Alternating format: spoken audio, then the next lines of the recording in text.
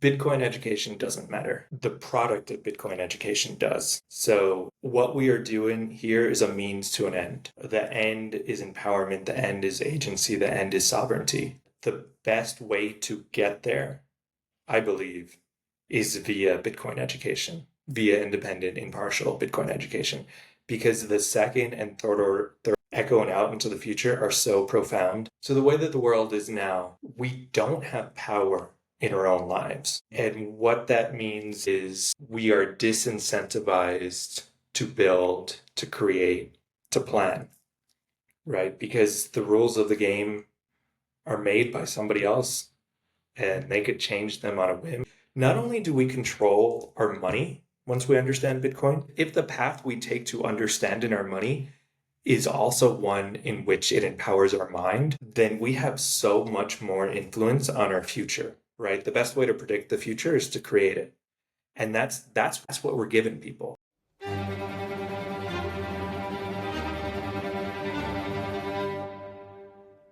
Greetings and salutations, my fellow plebs. My name is Walker, and this is the Bitcoin Podcast. The Bitcoin time chain is 856655, and the value of one Bitcoin is still one Bitcoin. Today's episode is Bitcoin Talk, where I talk with my guest about Bitcoin and whatever else comes up. Today, that guest is John Dennehy, the founder of Me Premier Bitcoin, aka My First Bitcoin.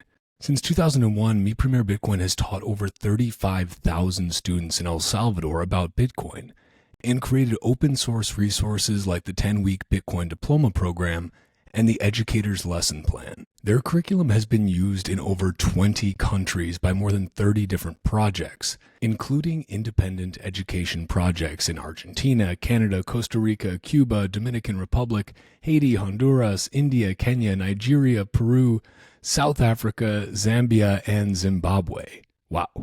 But this is still very much the beginning for them. So if you want to support their incredible efforts, grab the link in the show notes for their Geyser page or go directly to geyser.fund/project/Me Premier Bitcoin. Me Premier Bitcoin is a nonprofit, and they also have a commitment to never take any government funding.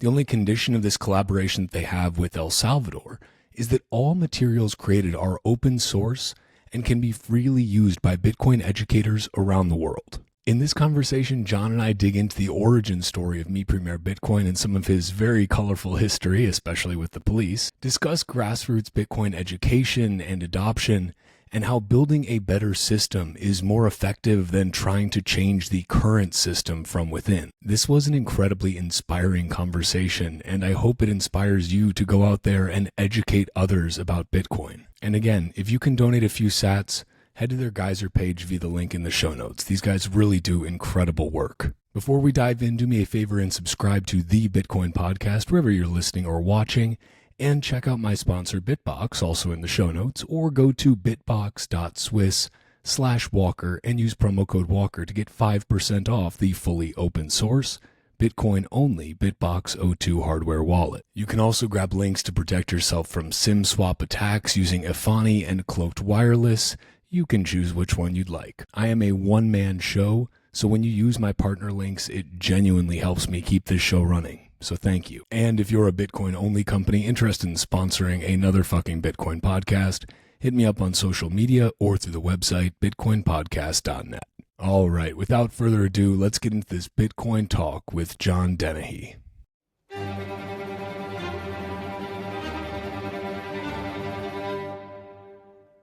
John, welcome to another fucking Bitcoin podcast. It's great to have you here. Good to see you again. Not in the flesh this time, but via the old interwebs.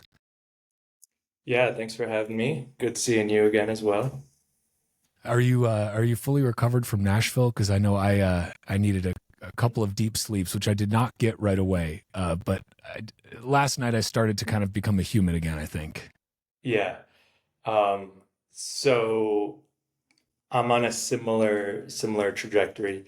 So I was exhausted after Nashville, and we had planned this way in advance without thinking we're going to be exhausted after Nashville. But we had 2 days, like immediately after Nashville, we had a 2-day leadership retreat for Me Premier Bitcoin on a volcano here, which ended with like a big hike, and and it was like just intense conversation, and then also intense physical activity, which was right after Nashville. So yesterday was like my first day off, and there was a lot of sleep.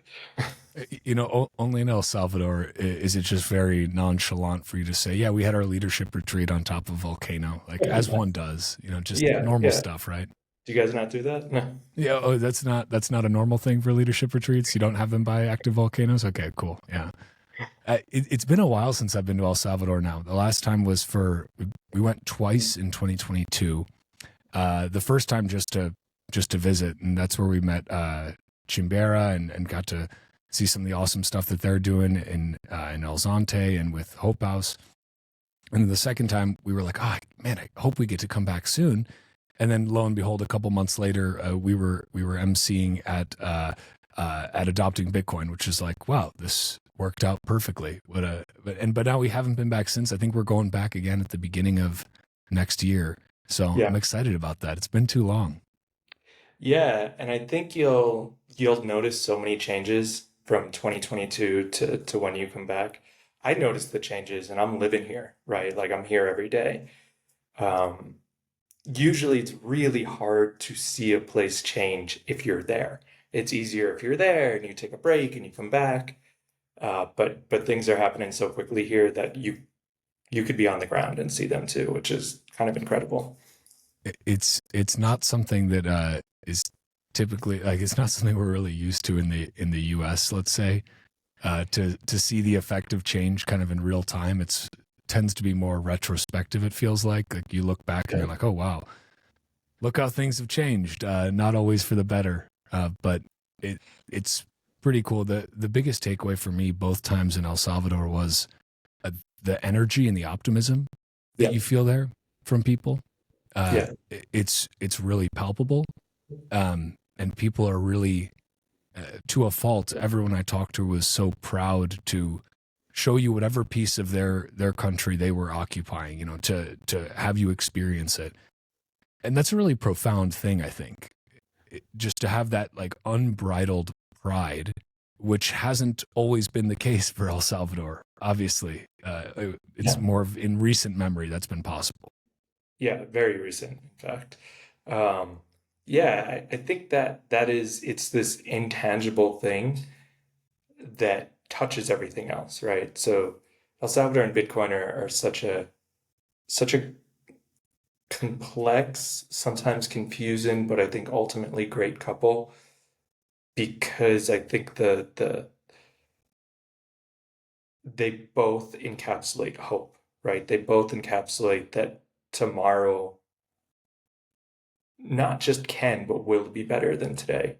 And that just echoes to everything else that touches everything else. I mean, that's why I'm attracted to Bitcoin, right? Not um I'm attracted to Bitcoin because it's the hope that the future could be different from the present. And that is something that is is is on the ground here in El Salvador, something that you could feel in the air, that people believe that the future will be better than the present. And that, I mean, that's the only way to live, right? Like I can't imagine anything Amen. else. It's so true, and it just you notice such a big difference. Like when I, for instance, I'm from general. Well, I'm not from, but I now live in generally the Chicago area. And it's funny because whenever you travel somewhere and you say, oh, where are you from? Like, oh, Chicago, USA.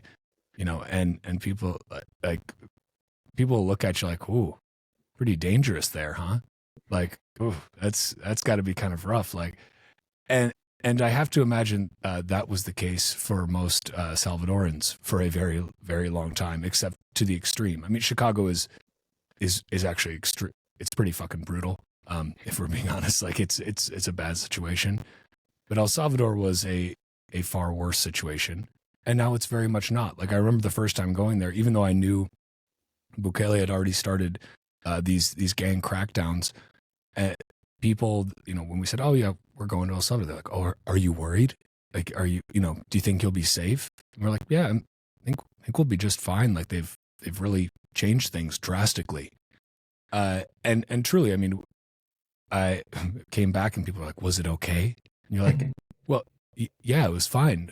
There weren't just marauding gangs on the streets like there were, previously. It was quite peaceful. It was quite nice.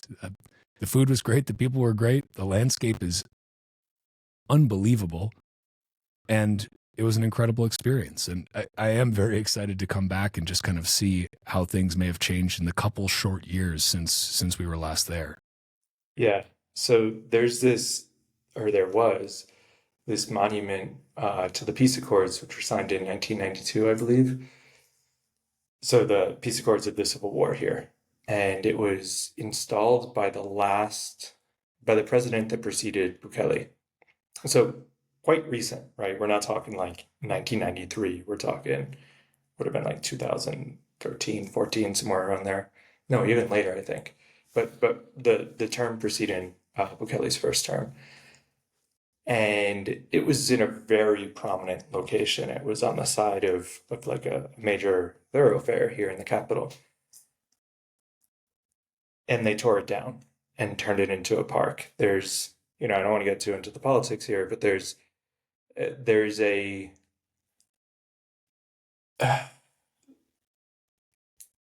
framing of the Civil War, which this current government um, adheres to, that the Civil War didn't actually end in 1992, right? That it continued by other means, and that led to the gangs and like that peacetime period that they were celebrating from 1992 was false. Like now is the time to celebrate the peace. Um, and then there's some backstory with the specific monument, that it was the president's wife that designed it. So there were some charges of nepotism there, right? Anyway, so it was wrapped up in all these other things. But the point is that this was a prominent monument in the Capitol. And on Monday it was there, on Tuesday it was gone, on Wednesday it was a park. And like that's the speed of things here, right? Like they have monuments in the US uh, that maybe weren't put up but commemorate, but either the Civil War or in the period shortly after. So it matches with that. And that's a debate that goes on for years, decades later, what to do with them. Like here, it's literally from the start of the week to the end of the week, like the reality just shifts, right? Like that is when I saw that, I was like, wow, that is quick. That is so quick how fast things are moving here. I mean, it's got to be a pretty exciting place to be at this time. Like, yeah, you know, it's still El Salvador has a long ways to go because it's starting from quite a deficit. Yeah. It's needing to pick itself up, but like, I mean, you can't help but feel the contagious hope when you're there, which is cool. It's Yeah. just it's a neat thing. It's an inspiring thing to see people that are like, hey, things are getting better here, and I know they're getting better because they're getting better for me. They're getting better for everyone I talk to. That goes a very long way, and it's cool to see. Yeah. Yeah, for sure. I'd before we get in too deep, just for folks that don't know you, I'd love to start out with just a simple question, which is just who are you and how did you get here today to be doing something pretty incredible, which is spreading open source Bitcoin education, not just in El Salvador, but now around the world? Yeah. Yeah. Good question. Uh, and I'll try to, because I know we had talked previously about kind of a more political angle, or maybe better phrased, a we don't need politics angle. Um, so I'll try to keep that in the thread there, which won't be hard because that's a thread common throughout my adult life.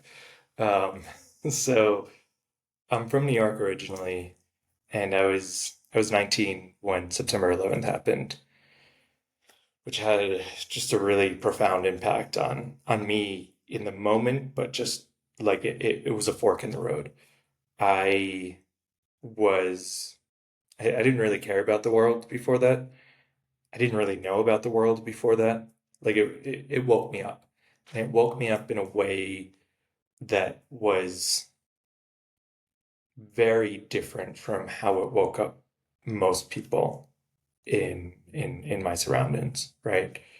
It didn't wake me up like, okay, well, an eye for an eye, let's get some blood, which was the reaction, the dominant reaction at the time, both from the government but also from the population. My reaction was, holy shit, this is a symptom of something really deep, and let's solve that, right? Let's solve that. There is a lack of understanding, there is a lack of agency. Like, this is not something that happens in a healthy world, in a healthy system.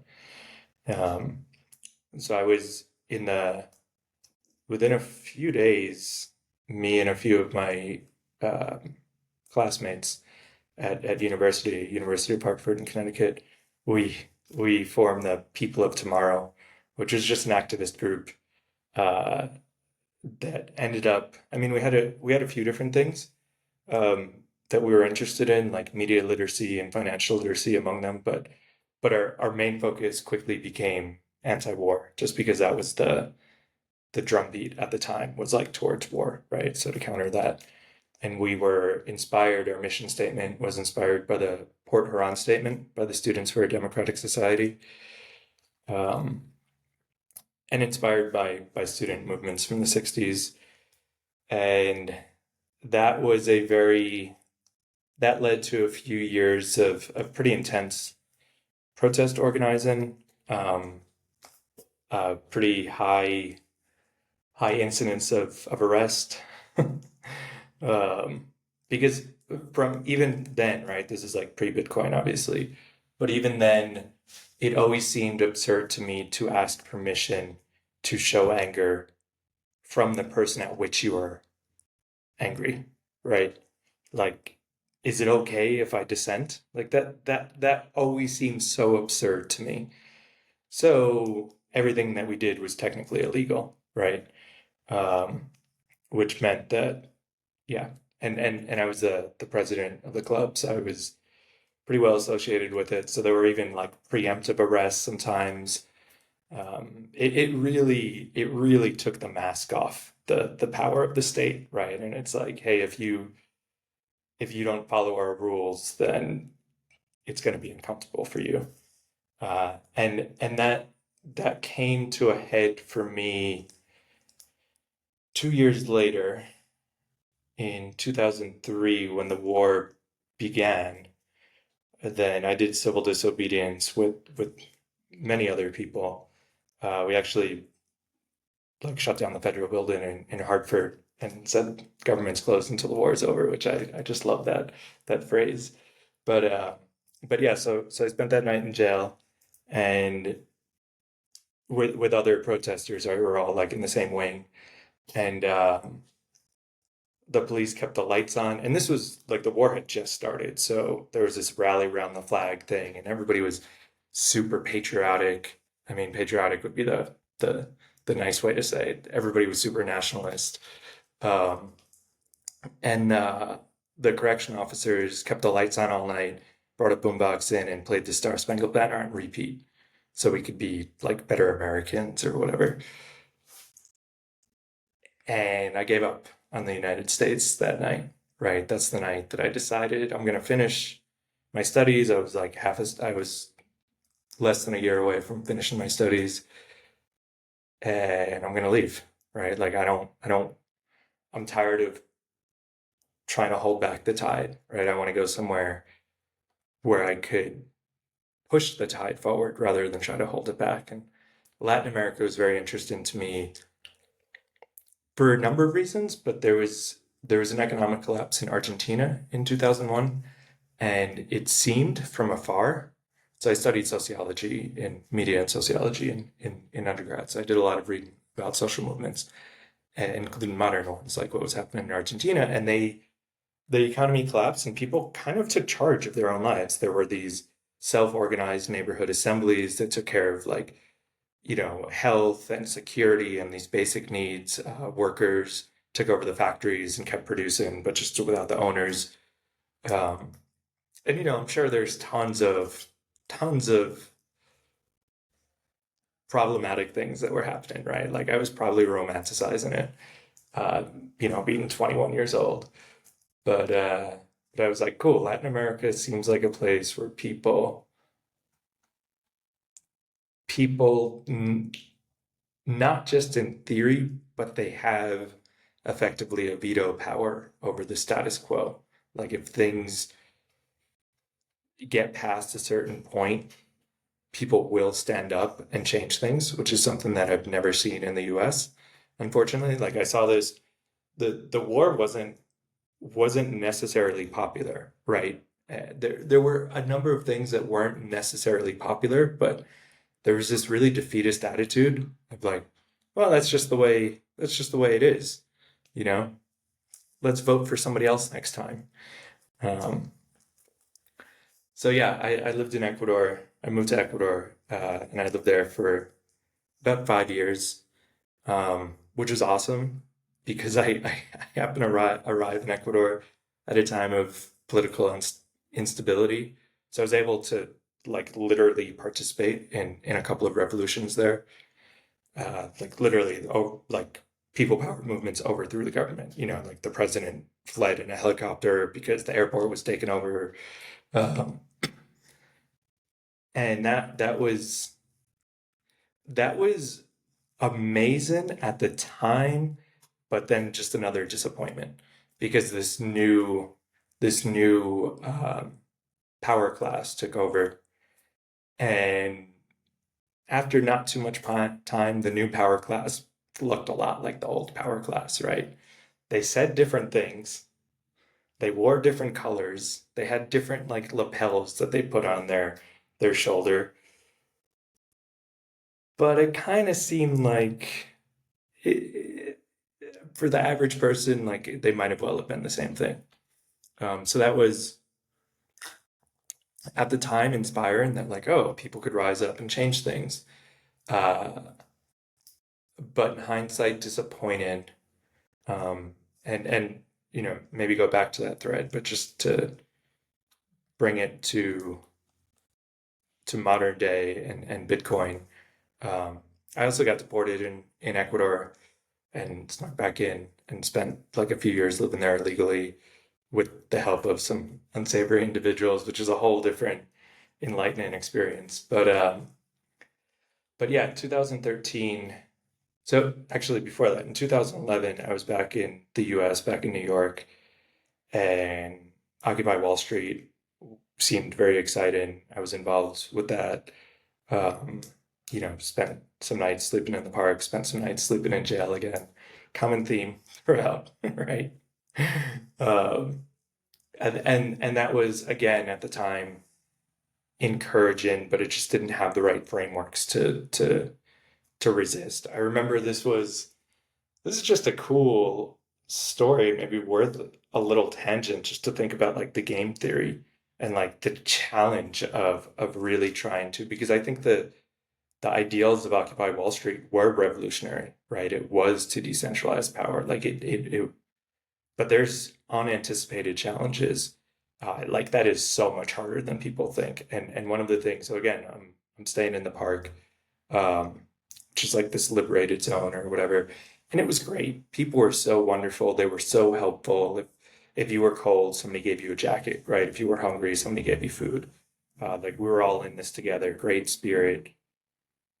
And obviously the police weren't big fans of that, what was happening. So what the police did, so because there was like free stuff basically for people in need, what the police did, and I don't know how organized this was, like if this came from the very top or it was just like some precincts that thought of this, but they started to pick up vagrants, right? They started to pick up homeless people, drug addicts, like people that they had picked up for like petty theft, and drop them off in the park and say, "There's free food here.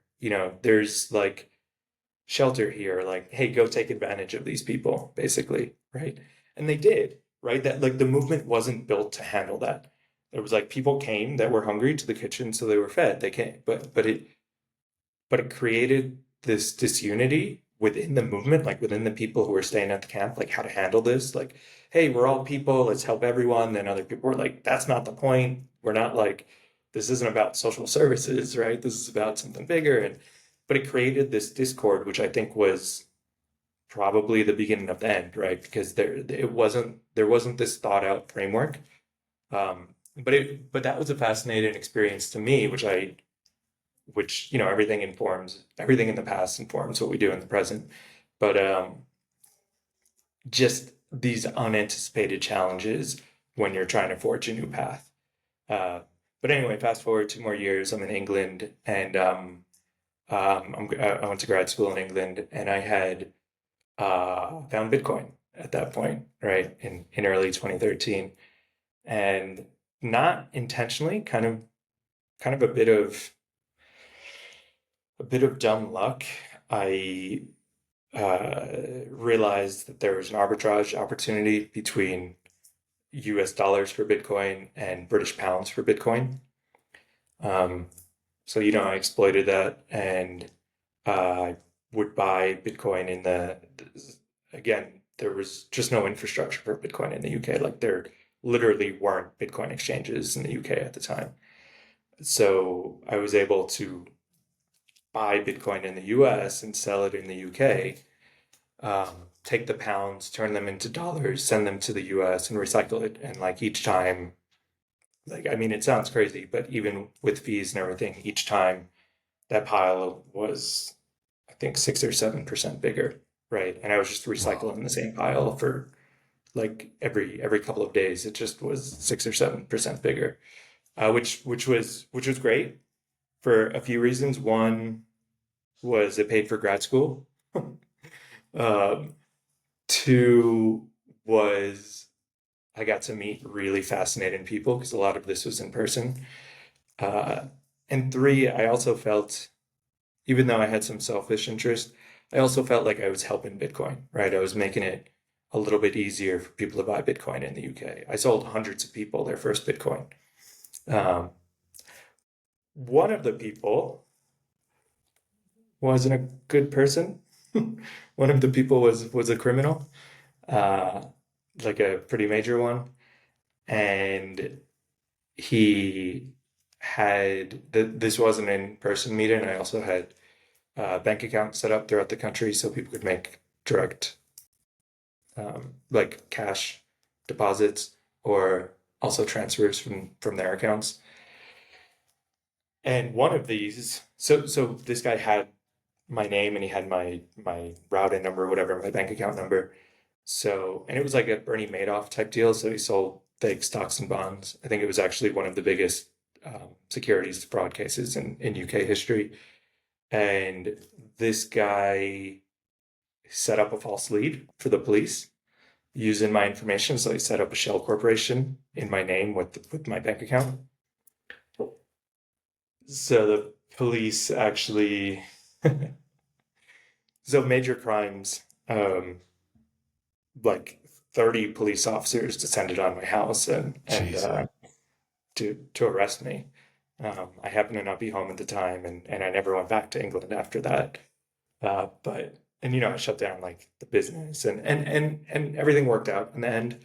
I was able to explain to them what happened. I was able to show them the chat logs and show them like the transaction history because this is all on chain, right? Right. So I was able to show them the transaction history, which also required me explaining what Bitcoin is to these people, right? Which was like part of Surreal. the And yeah,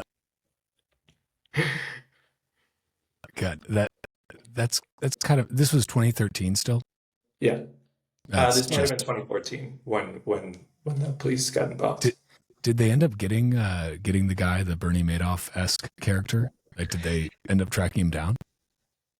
I don't know. So I went back to England in 2019. So I wrote a book and I had like a small book tour um, there, and I needed permission to go back. So I got in touch with the lead investigator from 2014, and it's like, hey, can I can I come back? Is everything okay?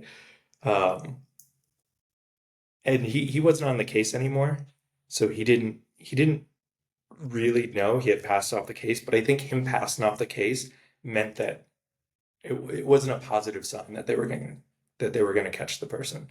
So this But guy was good. He was very yeah, good then. well, yeah. One, I one, mean, one good in terms of how he obfuscated his movements. Not maybe so good in terms of the things he was doing, but yeah. um, yeah, I mean, he was just so far ahead of the police. Like, he set up this very clear lead to me, and it took the police 6 months to knock on my door, right? So I don't know, he probably set up other leads for them to follow, right? Like, how many resources did they waste? Like, dozens of police officers, right? Many hours of interviews and interrogations with me. So he was, yeah, I was like, I don't think they're going to catch this guy. Like, he's just so far ahead of them. But the police officer in 2019, who was the lead initially, when I reached out to him, he told me that he had bought Bitcoin in 2014 because of the case and was retiring early, and was like so thankful to have been Wow. orange pilled in 2014. So he like went above and beyond, like, I'm going to check Interpol, see if there's any notices there and this and that. Here's my cell number, like call me if anything happens. And uh, so that was cool. But an important part of like lesson from that particular incident, or not a lesson, it scared me. It scared me. I was attracted to Bitcoin because I saw it as anarchist money, right? The separation of money and state and all that. Um, and it was a very gray area. There wasn't, like, I didn't have a money transmitter license to sell Bitcoin, but it also didn't exist, right? So everything was like very gray. But then there was this realization that if things had been a little bit different, had I been home when that happened, and had I mean, just that, like it was so different. Our interactions was a phone call, basically. If our interactions was me like chained to a chair, then like maybe, I don't know, they don't want to listen to the guy talking to them about magic internet money, right? Like that's just a made up Yeah. story. He's a criminal. Um, but it felt like it was so close to something very bad that it scared me. And while I remained quite enamored and enthusiastic about Bitcoin and its future potential, it scared me from interacting with it very publicly, or like much at all, really. Until El Salvador said that they were going to use it as legal tender in 2021. That to me was tactic permission to be like, okay, the sandbox is open, right? Try to build something. That's what I was actually going to ask you is so you were not living in El Salvador prior to the legal tender law. You decided to make moves after that. Yeah, so I mean, this was also the kind of the tail end of the pandemic in 2021, which is like a whole other crazy thing. But um, so I had removed to Ecuador at the start of 2021.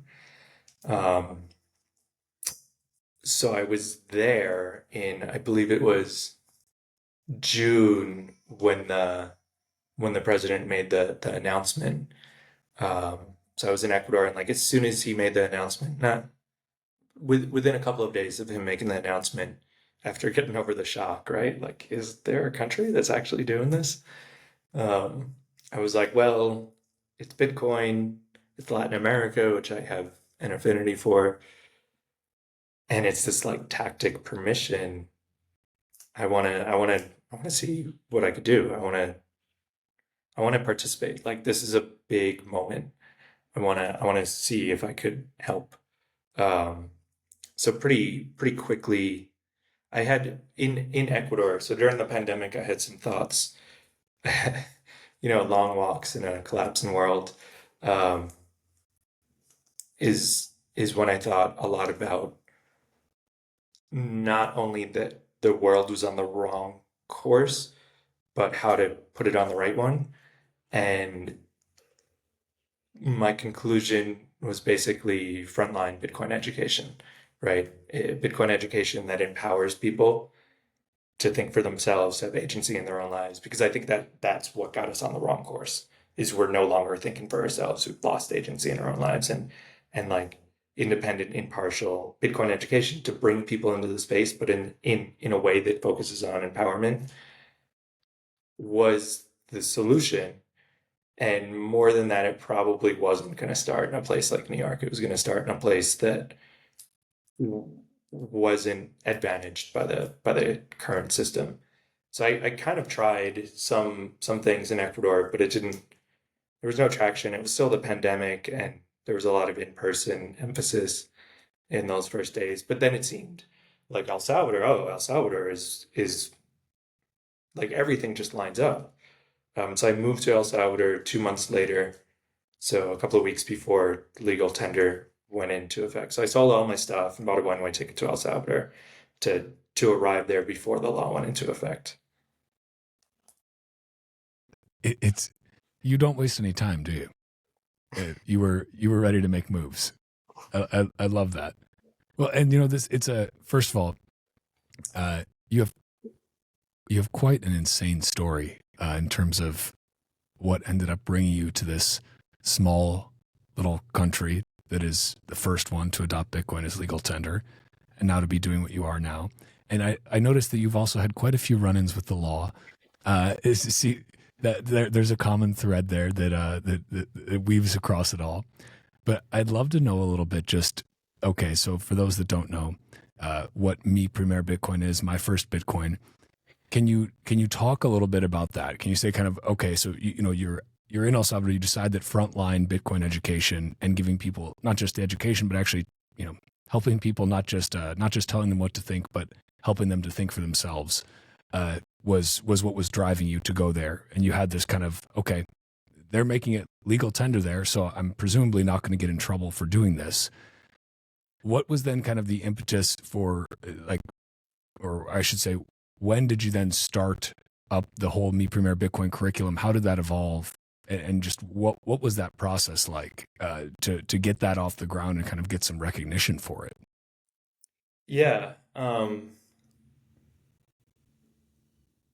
So I think the most powerful thing about the project, about Me Premier Bitcoin, is that it can be a proof of concept that we could do things differently. So I met in those first days in El Salvador. It was a really interesting place, right? Like late August, early September 2021 was it had the air of, I want to say, like that first week at university, where like you don't know what's going to happen, but everybody has this sense that things are going to change. Um, so I met a lot of other people doing or that had ideas for other initiatives, and almost all of them followed what I'll call a fiat model, in that they prioritized like legal standing and financial standing, meaning, register as an NGO and get line up sponsors and like get those things done, and then get to work. Um, Whereas what we did was we just got to work, right? And we actually didn't even think about the other stuff. It was like, well, we're going to teach people. So in the first days and weeks, every Salvadorian I met, I asked them what they knew about Bitcoin and if they wanted to help teach others about Bitcoin. Um, so it created a quite an eclectic group in those early days, right? Just like quite random from different sectors of Salvadorian society.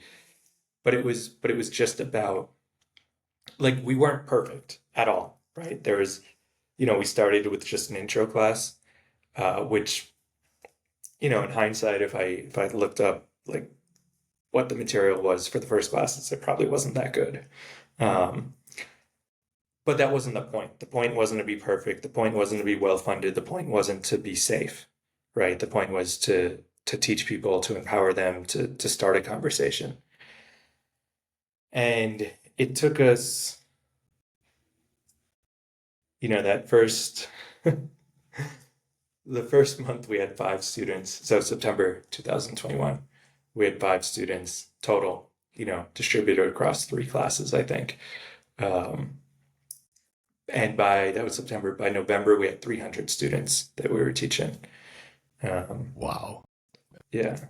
So it was just, I think like one of the things that has really given me hope for the future is that we don't necessarily follow those rules and we're able to be successful anyway. So, for example, we are mostly, we have some really, really great um, grantors and, like OpenSats and HRF and Blocks, um, and some really great corporate sponsors, Space Down. But most of our funding, so 65% of our funding to date has been grassroots. It's just like Wow. individual Bitcoiners who see something that they believe in and will fund it. And like that other chunk of money, so the other 35%, which comes from more traditional sources, it doesn't come in a traditional way. So it we're pretty adamant about not compromising our values, which isn't compatible with most potential sponsors. Most potential sponsors want us to shill their product, basically, right? Like I'm sure there's a nicer way to say that, but that's the reality. That's basically what it comes down to. And it's like, well, no, we're trying to get people to think for themselves, so we never want to think for our students. Even if we like your product, we're not gonna like maybe we'll say something about it, but that's up to us. Like your money has no influence on that. Um, and that's not I got advice from some people that I really respect early on to not do things that way, to like you always have to compromise a little bit. There's always a middle ground. And I think we have been successful because we haven't compromised at all. Uh, and so we do get a chunk of money from outside of grassroots, but it's like the best people, right? It's people that are like, you know what? We just really like what you're doing. Of course, we'll have like follow-up reports and try to be professional about it and be like, this is what your money goes to, right? Like it's not like that part of the It's equation. not like a fiat NGO where the money just disappears into a black box and maybe 1% of it maybe gets to some of the people who are loosely associated with who you're supposed to be helping. Like that's what you're saying, right? Yeah, yeah. Just a quick question. Do you get, so I mean, since a lot of your donations are coming grassroots and from Bitcoiners, are a lot of your donations like on chain, or a lot of them through Geyser? Like where's the biggest funnel? Yeah, so a mix. We've done it twice, but it's going to be an annual thing. We have like a charity auction slash gala. So people donate sometimes their time. Like this past year, Jack Dorsey, BTC Sessions, and Jeff Booth all donated a phone call. Basically, right? You could bid to have a 30-minute video call with them. Other people donated more tangible things, um, like like a miner or things like that. People overbid on what the value is because it's a Yeah. donation. So that's one thing. We do that once a year in the spring. Uh, we have a geyser campaign. So a lot of it, the project, we're about to, our birthday is 1 week from today. I don't know when this is going to air, but our birthday is August 9th. So we're going to be 3 years old on August 9th, 2024. Um, and between now and then, we're going to launch a campaign on Geyser. So we always have a campaign on Geyser. Like that is, you could always donate there. But we're going to, new video, new trailer, new copy. It's going to be some rewards, like just kind of a refresh and a big push. Um, and we're hoping to bring up the total, like to break all the records on Geyser, to bring the total to 5 Bitcoin raised there. Oh, So we're over 2 now, so it'd be like 2 more plus by the end of the year. Um, and then there's some passive stuff, people just donate. I mean, all the time, right? Like yeah. we're hoping to concentrate it this month. Uh, but also some people donate direct on our website. It kind of depends if people are familiar with Geyser or not. And we're Bitcoin only. So we only take Bitcoin, right? Again, this isn't recommended, right? What's recommended is make it as easy as possible to donate. So it's like take take dollars, take crypto, whatever. Uh, but we want to be a proof of concept that we're not trying to exist. We're not trying to be successful in a world in which we disagree.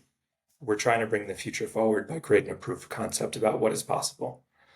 And it's that I think all the people on the team get that, so they're willing to take bigger risks, maybe because of it. Like, yes, it seems like not the standard strategy, but okay. I think that's actually such a beautiful thing, though, and to those people who would say, well, you could probably raise more money if you did this or that. It's like, I mean, to a much lesser extent, it's the same thing with like Bitcoin podcasters such as myself, who are not doing nearly the quality of amazing work that you guys are doing. We're contributing in our own small way, however we can. But if you decide, okay, I'm gonna take sponsorship money from any crypto company, any exchange, the ones who are typically in past cycles have thrown around the most cash, it's like, yeah, you can do that, and you can get a lot more money that way, a lot more fiat, that's for sure. Or you can be selective and try to work with Bitcoin only companies who share your ethos and who are willing to also pay in Bitcoin, because it's like, nothing changes unless we change it. Somebody Yeah. has to live the ethos that everybody LARPs about. And it's not easy, but it's also so much more rewarding. And I have to imagine in the NGO space, this is something I brought up with Gladstein, is that, an NGO, a nonprofit, I should say, obviously there are many types of NGOs that are of various forms, but one that is actually raising money in Bitcoin and also distributing that Bitcoin in kind, that is in a very transparent organization inherently. And there is so much dark money flowing around the world through these NGOs, like obscene amounts of money. And it's, you start to raise the question, like back to Gladstein, he said, if you're not mining Bitcoin, you're wasting energy. Well, I think if you're not fundraising in Bitcoin, you're probably trying to hide fraud. And maybe that's a little harsh. I'm not saying that every organization that's fundraising in fiat is committing fraud, but I'd be willing to bet that the organizations that fundraise in Bitcoin commit orders of magnitude less fraud than those that fundraise in fiat. Just a little aside there. Like, I think it's such a beautiful model for that, to have transparency at the core of your organization, which should be there anyway, but Bitcoin forces it in a very positive way. Well, it's proof of work versus proof of stake, right? So it's like Bitcoin is proof of work, and that is, I'm not just talking about mining, right? Like everything. And fiat is proof of stake. It's about how shiny it is, right? It's not about the work that's done. Um, but it's probably worth spending like a minute on the project and what we've accomplished. Please, Uh, yeah. it's yeah, so it's not just theory, right? It's reality. We have taught since inception ourselves direct here in El Salvador. We've taught uh, over 30,000 students, and we have developed a couple of different courses, right? There's intro, but our flagship, the one that I think we're most associated with at this point, is the Bitcoin Diploma, which is this 10-week workbook that is, I love the subtitle, Financial Education for the Bitcoin Era. So the first, and this is basically our concepts for all the material that we create. The first roughly half, in this case, literally half, because the first 5 weeks is essentially financial literacy. So it's what is money? How did we get here? And what's the problem with the way that we think of it today? So it's understanding the problem first, and then the second half is Bitcoin, right? So all of everything that we do is focused on bringing new people into space, getting people off of zero. So this workbook is open source, and it is now I mean, I don't even know where to begin. I'll stay here in El Salvador first. So it has been adopted by the Ministry of Education here. So they've taken that as their primary material. They've, changed the cover and probably a, a few things within it. But that's the base material for their own Bitcoin diploma. And we, along with Bitcoin Beach is helping us with the trainings, are in the process of training 700 public school teachers. It's a little bit it's a little bit strange. We actually teach them the Bitcoin diploma, our Bitcoin diploma, but then they teach the Ministry of Education Bitcoin diploma. Again, they're very similar. It's basically to give them a foundation of Bitcoin knowledge. So we're training 700 public school teachers now in 2024, and that will roll out. And in an even bigger way in 2025, we're also working with the Little Hodler to develop some materials for younger audiences. So the Bitcoin diploma is basically, I'd say, 13 plus for the age range. And we're developing some materials along with the Little Hodler for younger audiences. So it's about a year behind. So the pilot, when we start to train the teachers, before it expands throughout the country, should be next year. Like this year is just development work. So that's super cool that El Salvador is going to have Bitcoin education at every level of its school system, probably within 2 years, like literally from first grade until when you finish school. The longer term plan is actually to not make it a separate thing, but incorporate it into existing materials. But I don't know how things are going to change between now and 5 years from now, right? But I want to pause on that for a second, because that's actually such an incredible thing that it's one of those things that, okay, yes, okay, how nice you've created this Bitcoin diploma, and how nice you open sourced it, and now the Ministry of Education, da da da. But like, you zoom out for a second, and then you just look a couple years into the future. You look even 5 years into the future, and you're going to see massive implications from that. But you look one generation into the future, and that's a complete paradigm shift. yeah, You've yeah, educated an entire country from, whatever, pre-K through high school about Bitcoin.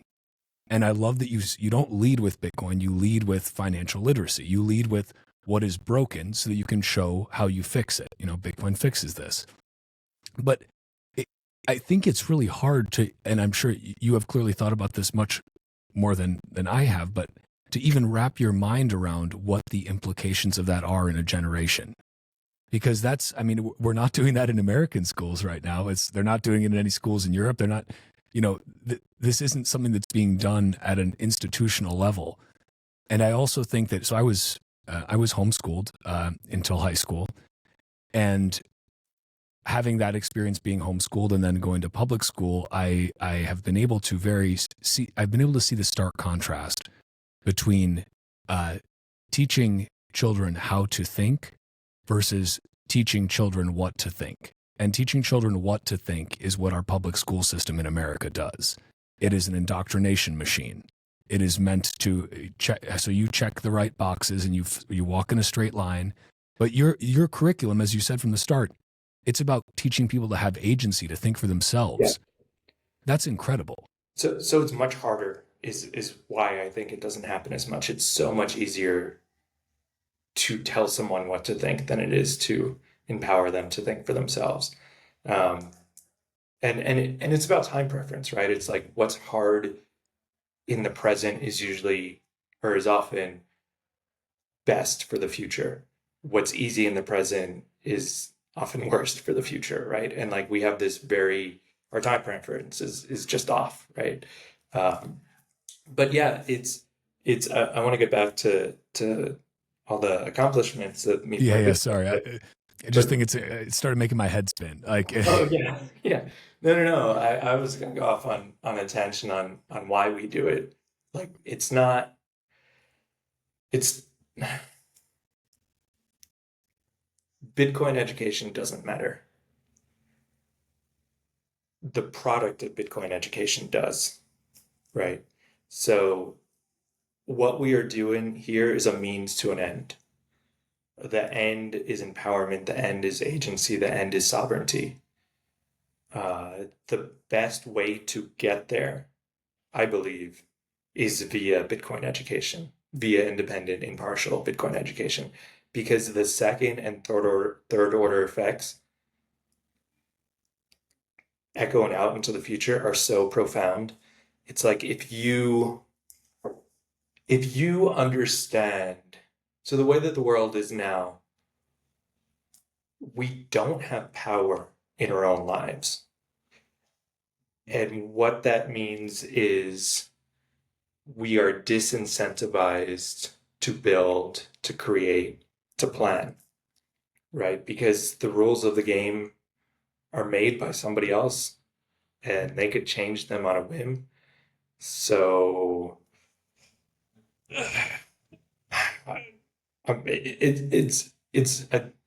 people are not incentivized to build in that environment, right? And it's subconscious. It's not something that people are actively thinking about, but it's this subconscious effect of the modern world.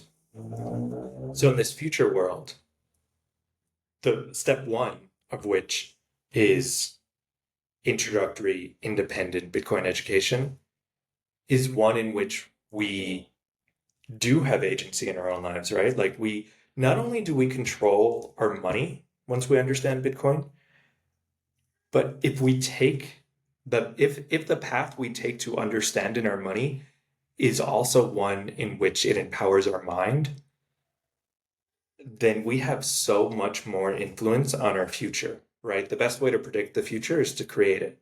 And that's what we're giving people. That's the ability to predict their future because they control their money, they control their mind, they have like more possibilities once they realize that they do have agency.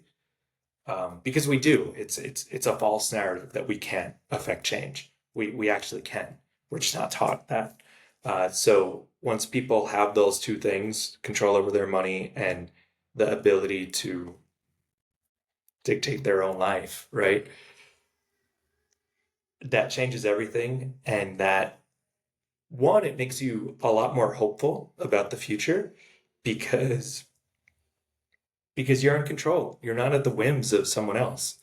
Um, it also encourages you to build, right? And that could be starting a business, it could be starting a movement, it could be starting a family. It encourages you to create, to plan, to in some to define your own destiny rather than allow someone else to define it for you. And that is like I'm so motivated and inspired because I personally see so much wrong with the world, and I would probably be pretty depressed if Bitcoin wasn't around by this point, right? But like there's a path. There's a path, and it's not a sure thing. It's not like, oh, we'll do nothing and we'll just end up in a good place, right? No, we have to be pretty active in this to put us on the right path. And it's an uphill battle. The status quo is pretty entrenched.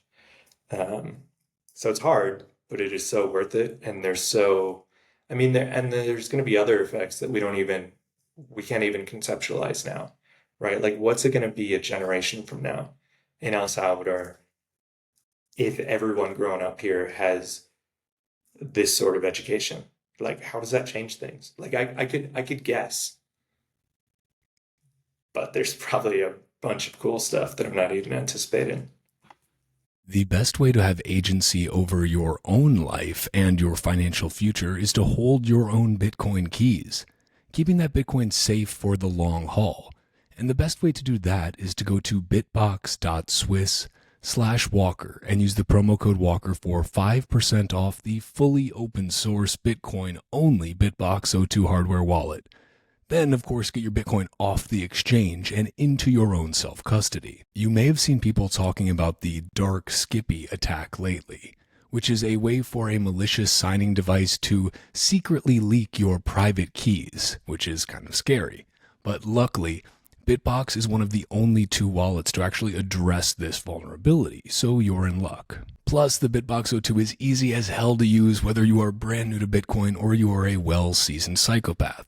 And again, it is fully open source and Bitcoin only. And again, it is Bitcoin only and fully open source. You can head to their GitHub and verify that for yourself. There is no need to trust me or to trust Bitbox. Plus, when you go to bitbox.swiss/Walker and use the promo code Walker, not only do you get 5% off, but you also help support this fucking podcast. So thank you.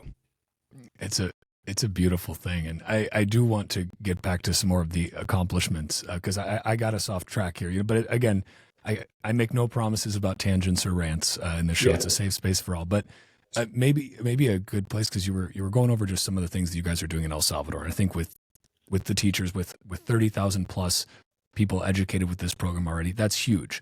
But maybe it's a good time to talk about the node network that you call it the node network, right? That you guys have and how that's expanded. Can you go into that a little bit? Because I think it's fascinating. Yeah, for sure. And just one quick point on El Salvador and beyond is all the work that we do with them is unpaid, right? So we never accept money from this government or any other government, right? Just as a point of principle, because that becomes a slippery slope.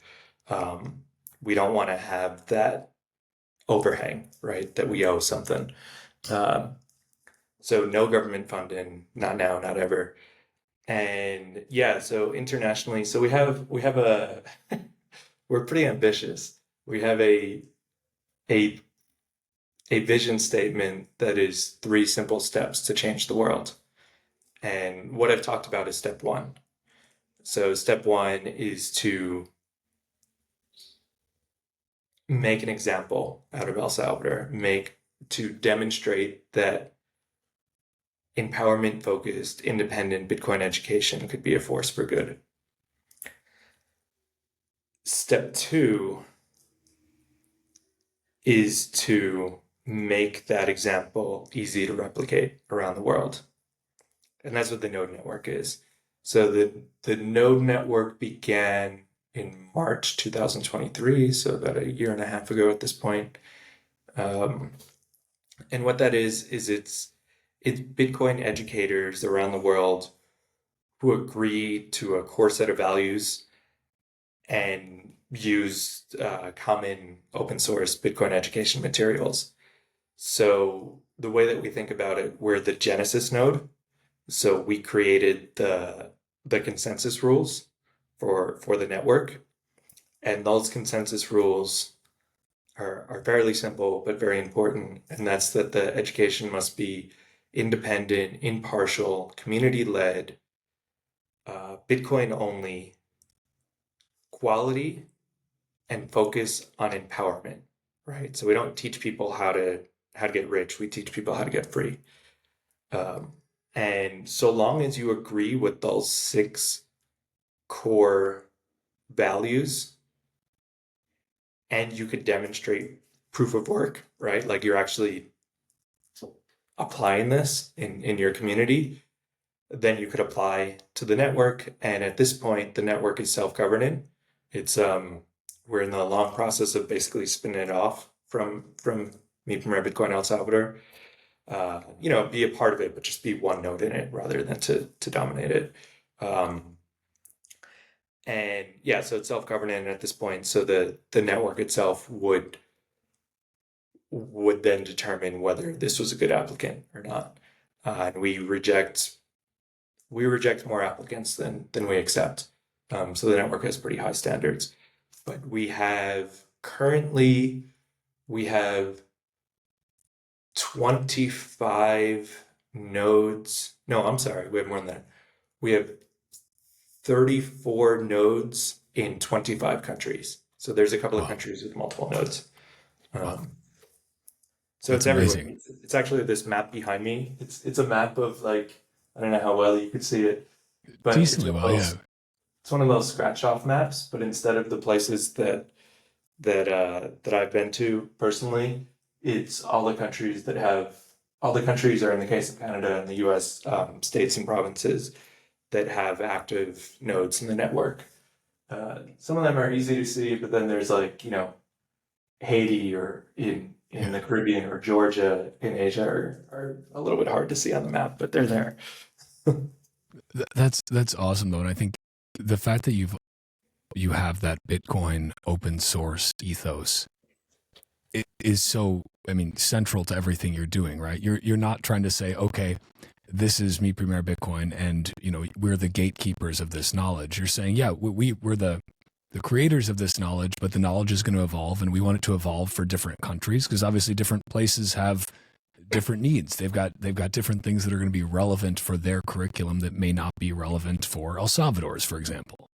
Yeah. And that's a challenge. It's fascinating to be involved with this because there's so much gravity to following established norms, right? And that's an established norm. An established norm is like once you have control over something, you don't give it up, right? Like why would we create a network and then give it away? Like that doesn't make sense, right? That doesn't make sense in the old world. That does make sense in the world that we're trying to create. And again, it's proof of concept for the future. But there's so much gravity that pulls us and pushes us towards trying to fit in to the world we are trying to leave behind, right? And like I see that, I feel it. Like it takes a lot of energy to push against it. I think that's something I didn't realize until this project. Uh, I mean, how hard change is, right? It is. It's revolution is sexy because people think of something that isn't actually revolution, right? They think of like just this, you know, fire and brimstone sort of thing, but that's not. Revolution is much harder than people think and much easier at the same time. It's actually just it's your everyday decisions. It's not like a grenade. It's what you do every day. I like that perspective a lot. Just because I, I agree, people tend to we're human, right? And turns out humans like romanticizing things, and sometimes that process of romanticizing makes us overcomplicate things as well, and also maybe seems like there is a higher barrier to entry to to making change happen than there really is. And I couldn't agree with you more. It's that revolution is the decisions that we make every day. It's a decision that, when you decide to take self-custody of your Bitcoin, that's its own little part of that revolution, right? Of deciding that you are going to increase yourself along that sovereignty spectrum and become more sovereign. It's Yeah. deciding that you want to educate people and spread the word. Like those are all individual decisions. And then sometimes, like in the case of you guys, a bunch of like-minded individuals can get together and decide that, you know what, we all want to make these decisions individually, but also together. And we can do a lot if we team up and combine our forces. And I think it's incredible to see because this has been it's a true grassroots movement.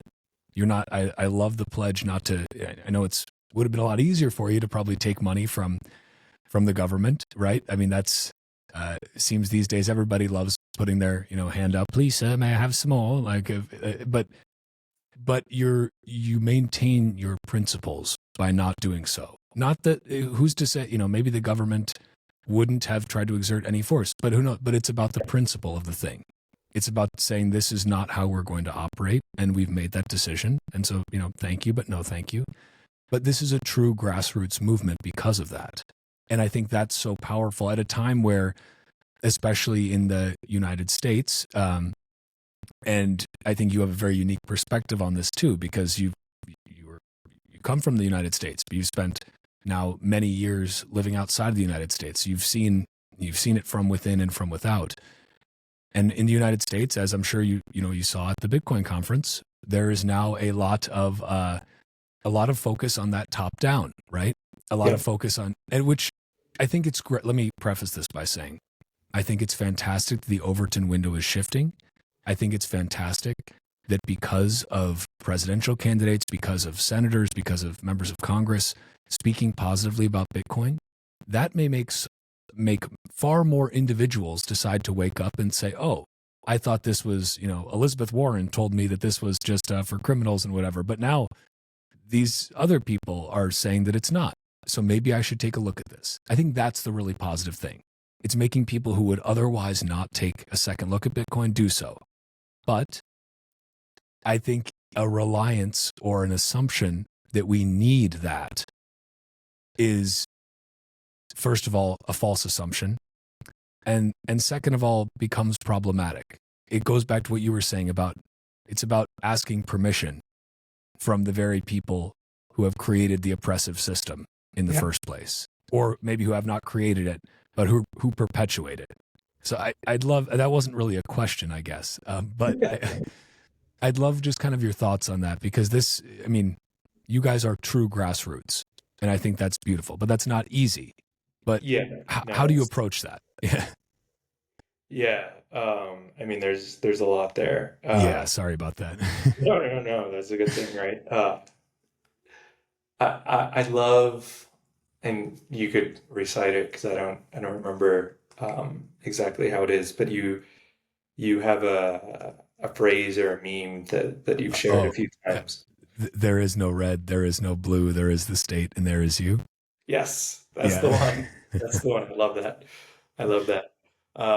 And just maybe I'll rant a little bit about vote-in, which I'm not anti-vote-in. I am anti this system, though.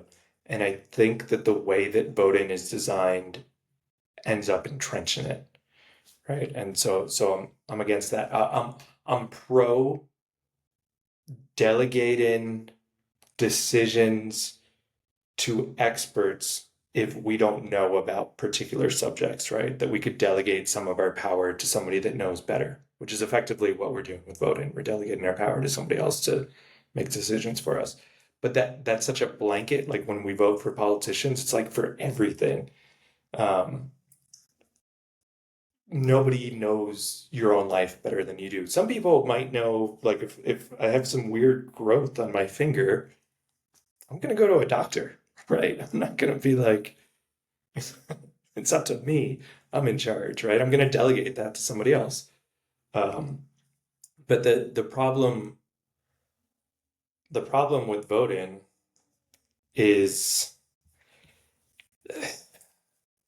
when we're told that voting is most important, by default, that means all else is less so. And it sends this unconscious message that we can neglect other avenues of change, and it minimizes their appeal, right? So vote-in takes away, and this is vote-in for, I'm not talking about like your local councilman, I'm talking about president, something at that level. It takes away your burden of responsibility, right? Like you put your little sticker on, you did your part, it tells you. You voted for someone to make decisions on your behalf. And what that does is it allows us to see injustice in the world and think it's not our role to change it. Or worse, it allows us to become blind to it completely, right? We're pushing that off onto someone else rather than doing it ourselves. And that perpetuates this state that we find ourselves in which we don't have agency in our own lives. And by and large, it's been our choice, right? we are giving that up. That is not the solution. Like electoral politics are not the solution. The solution is what you do every other day of your life.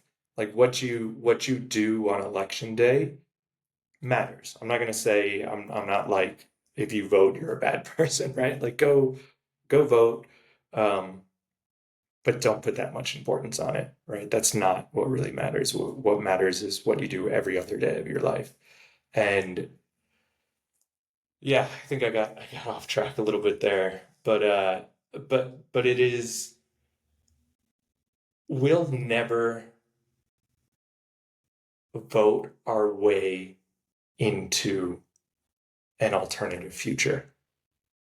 When you vote, you're voting twice. Once for the candidate and once for the status quo, right? Once for the system that put that candidate there. So if you really want to change the status quo, don't give it power, right? Don't give it legitimacy. Um, Build something better and it will crumble, right? We are given ourselves, we are given the state, we are given the status quo, our power and our agency, and we don't have to. We could we could build something better. And if we do build something better, if we build a better financial system, if we build a better value system, if we build a better, um, like the same with proof of work, right? Like this is happening. This is happening, and I think Me Premier Bitcoin is an example of this that we don't have to follow these established paths. We could forge new paths, and then the only way you could get on a entrench a new path is to get off of the old one, right? Um, so we should collectively, in our own lives, we should just imagine the future world we want to live in and start to act that way in the present. And we should support others that do that, right? Like, I mean, Me Premier Bitcoin has been successful, not because of any single person, but because it's an idea that people can contribute to, right? Whether it's their time, their money, their intelligence, um, and that's its success is so powerful because it doesn't because it's creating this new path, right? So I don't know. I think I went off on a little bit of a voting Hey, tangent no, there, no. but Again, safe space for tangents here. As I said, I think just one point I wanted to double back on there was that you're talking about these entrenched systems in the status quo and thinking that it's basically the idea that you're not going to change a system from within a system. yeah, Not really. That's kind of this false idea that has been floated that, well, if we just get the right guy or the right gal in there, they'll fix the system from within, because then there'll be an insider in the system and they'll know all the right levers to pull and they'll fix that system from within. It doesn't work like that. No status quo has ever been changed by people who are a part of the status quo. The status quo changes, the system changes because an outside system, a parallel system, exerts such a powerful force on this entrenched system that it starts to break down because enough people start moving to this new parallel system. And that's what fundamentally Bitcoin is, right? It's a yep, parallel monetary system. And that's why it is so powerful, because the more people that come over and join this parallel system, the more energy it sucks out of that yep, entrenched system, the less power that system has, the more that system starts to fall apart. And the more it falls apart, the faster it falls apart, the more people jump over to the parallel system. And then it just accelerates. And that's a beautiful thing. yeah, 100%. I actually think that Bitcoin in a certain way could be humanity's first real revolution, right? Because it's not changing who is in power. It has the potential to change our relationship with power, right? Which are two different things. It's not okay, instead of red, we're going to put blue. Instead of X, we're going to put Y, right? Instead of being subservient, we could be self-determined. And that has never happened before. Again, like back to Ecuador, I had a front row seat to a revolution, like literally at the barricades, tear gas, beaten, all that stuff, which was romantic. And it was like what we think of when we think of revolution, right? But it led to something that rhymed with what it replaced, which is, look at history. That's basically how it always is. A true break won't come from within. A true break. So my favorite essay, philosophical essay of all time, is Civil Disobedience by Henry David Thoreau. And he has a great line in there about you lend legitimacy in opposition, right? So to oppose something actually empowers it, to makes it more powerful because it gives legitimacy.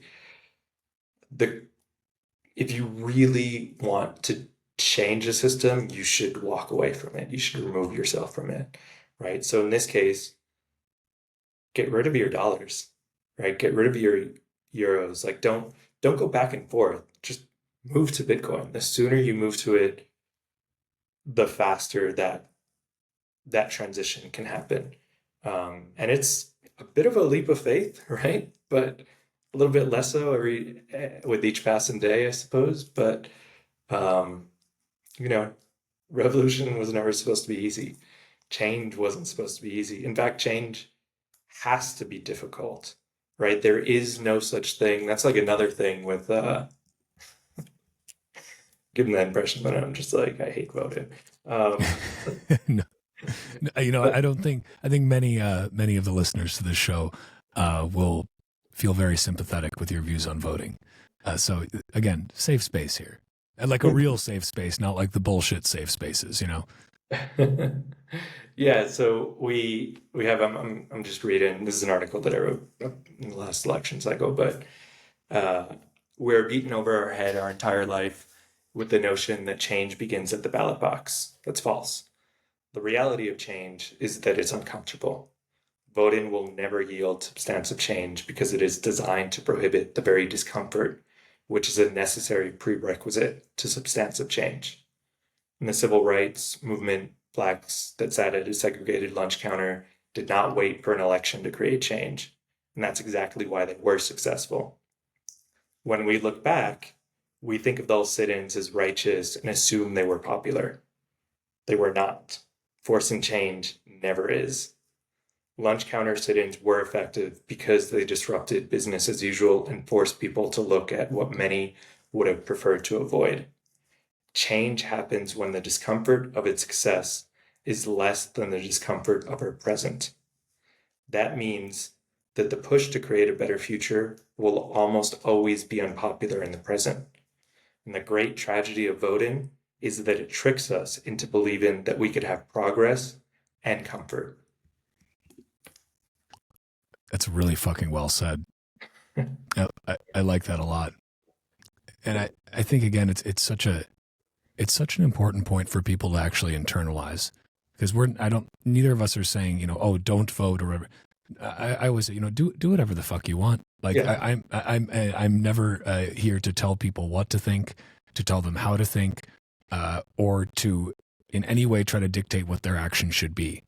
I just hope that people think for themselves at least and are honest about what the results of their actions really are and Yeah. whether those results, or I should say, whether those actions are actually meaningful at affecting the results that they would like to see versus perpetuating the ones that they are actually trying to get rid of.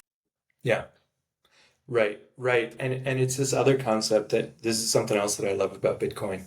Um, so, going back to my own history in the beginning, then I mostly tried to slow the bad, right? I was like, war is bad. I want to make war harder to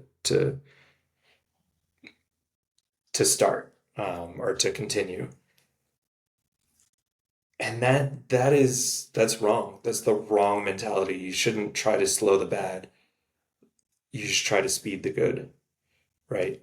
And it's the same energy, but one energy is trying to make the Federal Reserve better, like more transparent or whatever, try to make this beast that is before us a little bit less of a beast.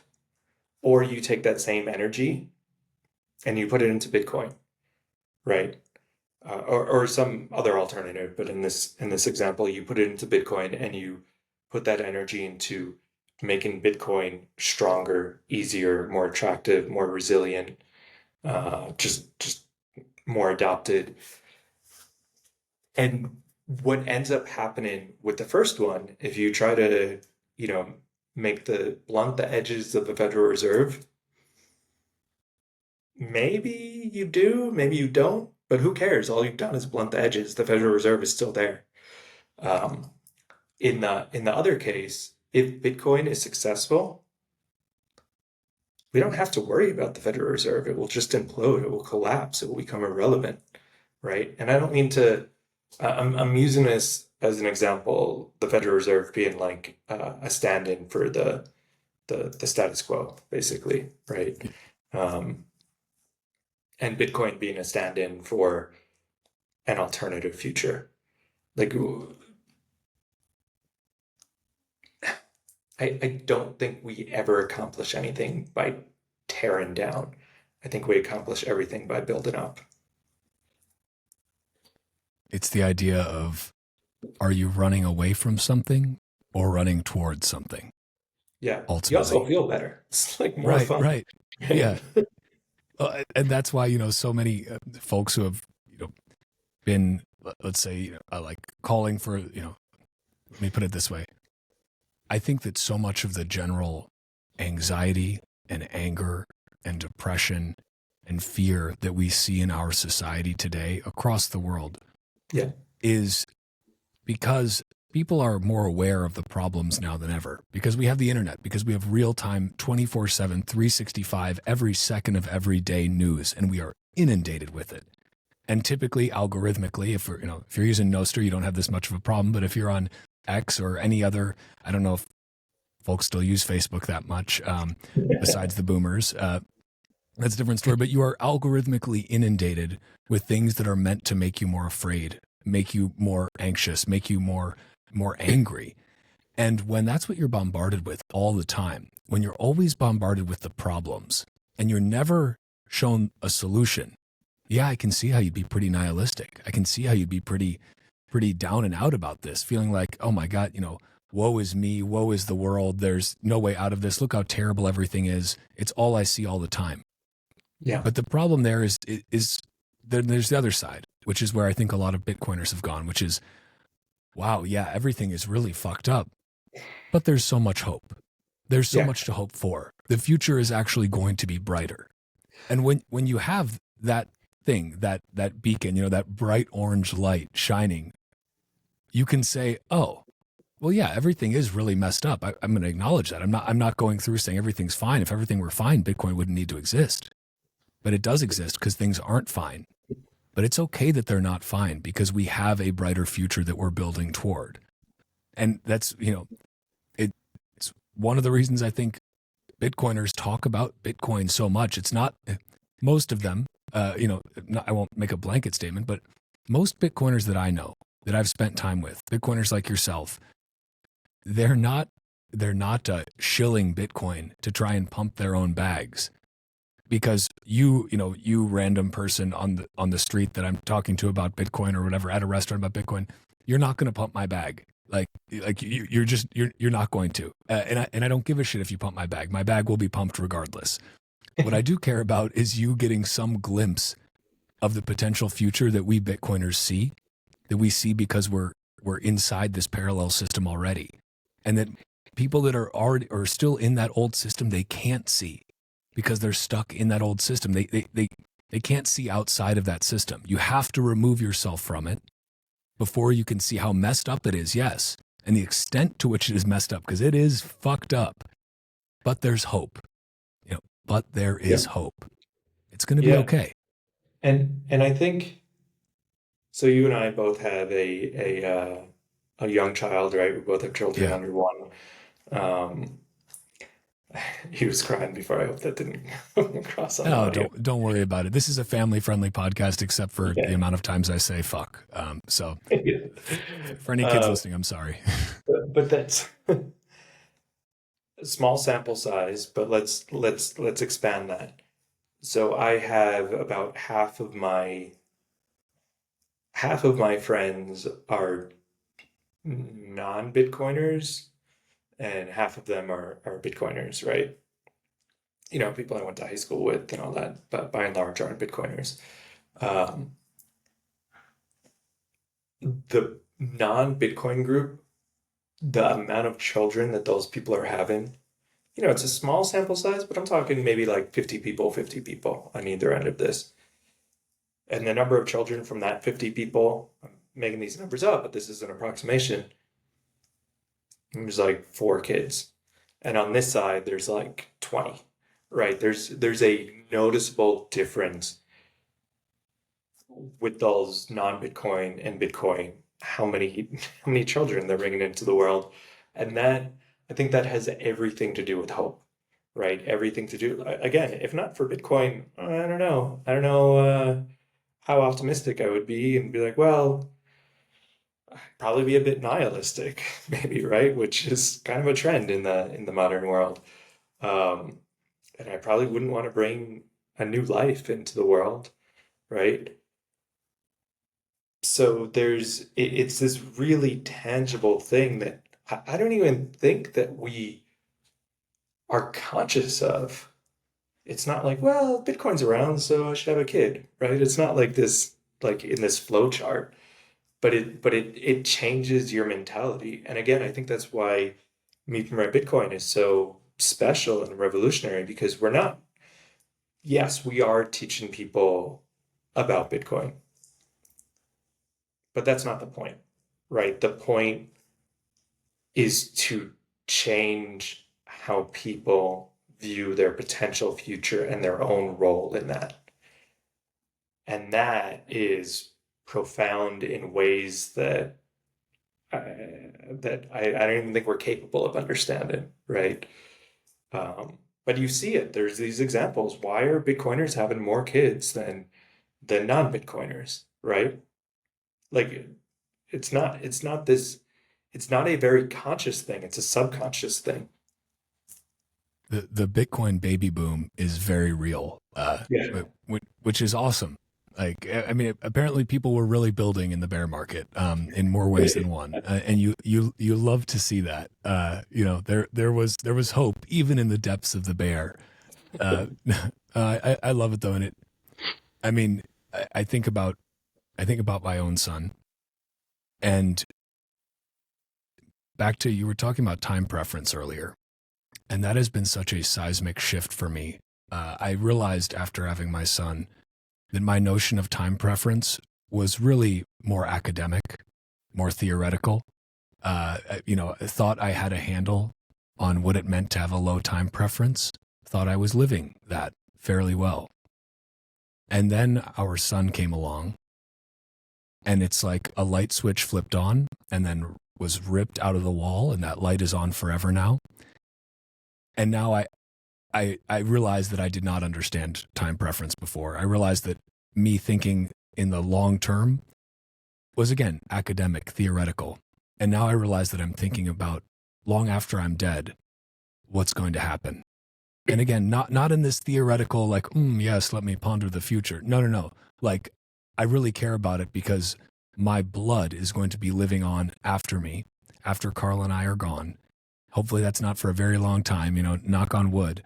But I want that world to be better. Not for me at all, but for my son. And that's a powerful thing.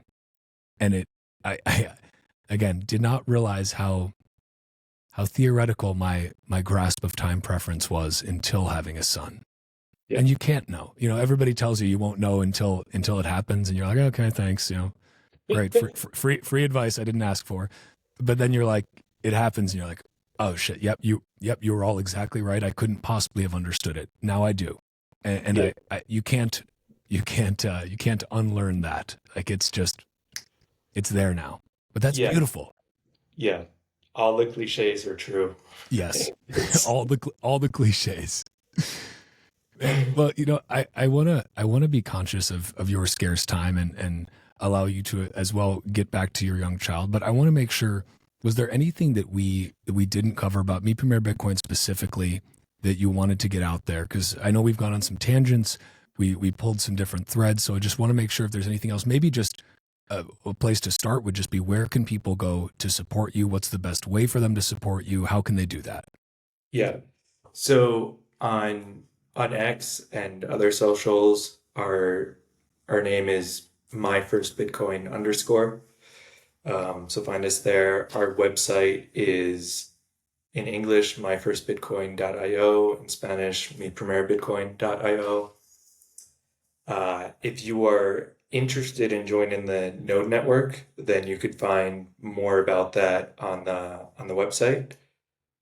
And that's great. Like if you're interested in educating others in your own community, then I mean, a core concept is we are more than the sum of our parts, right? Like we actually each individual becomes stronger as the network grows.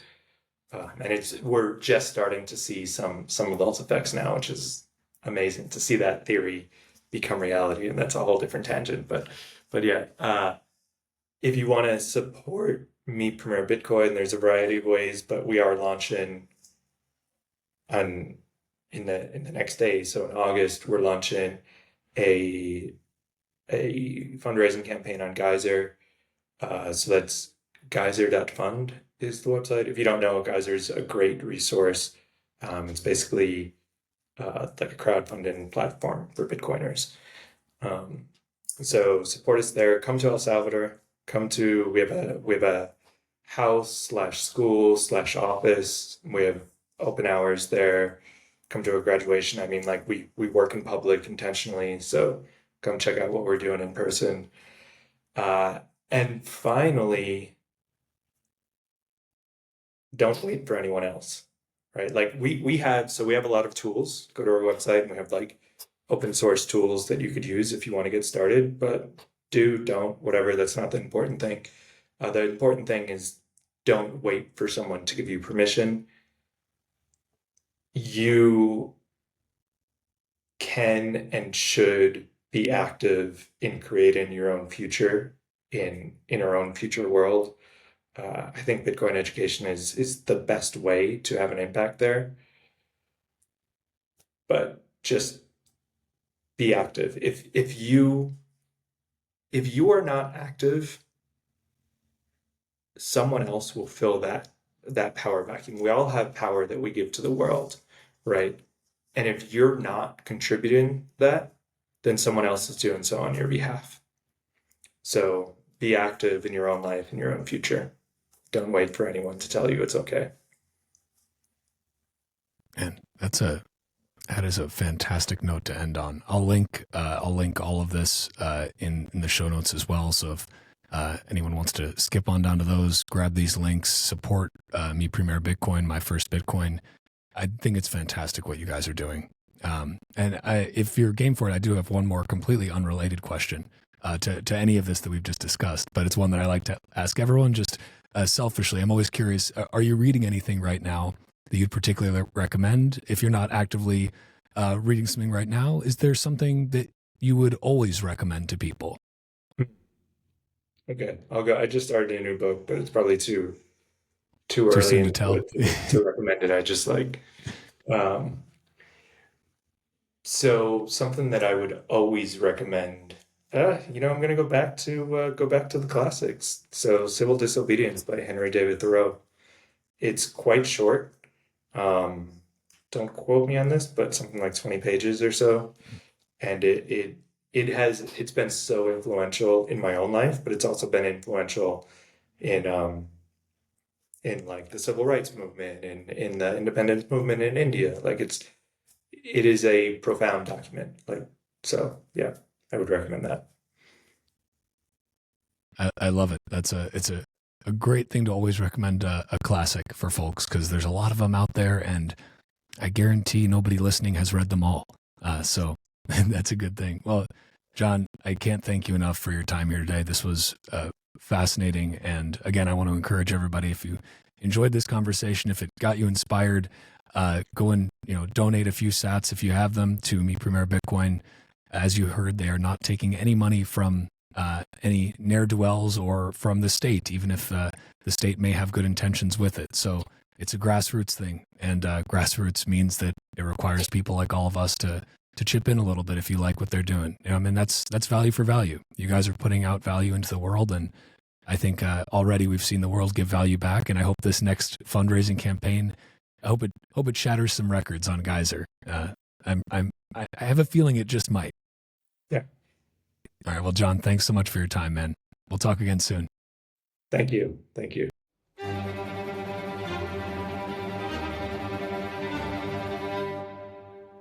And that's a wrap on this Bitcoin Talk episode of the Bitcoin Podcast. If you are a Bitcoin-only company interested in sponsoring another fucking Bitcoin podcast, head to bitcoinpodcast.net/sponsor. If you're enjoying the Bitcoin Podcast, consider giving the show a 5-star review wherever you listen, or sharing the show with your friends, family, and strangers on the internet. Or don't, Bitcoin doesn't care, but I always appreciate it. You can find me on Nostr by going to primal.net/walker. If you want to follow the Bitcoin Podcast on Twitter, go to @TitcoinPodcast and @WalkerAmerica. You can also find the video version of this podcast at youtube.com/@WalkerAmerica and @WalkerAmerica on Rumble. Or just go to bitcoinpodcast.net/podcast and find links everywhere. Bitcoin is scarce. There will only ever be 21 million, but Bitcoin podcasts are abundant. So thank you for spending your scarce time to listen to another fucking Bitcoin podcast. Until next time, stay free.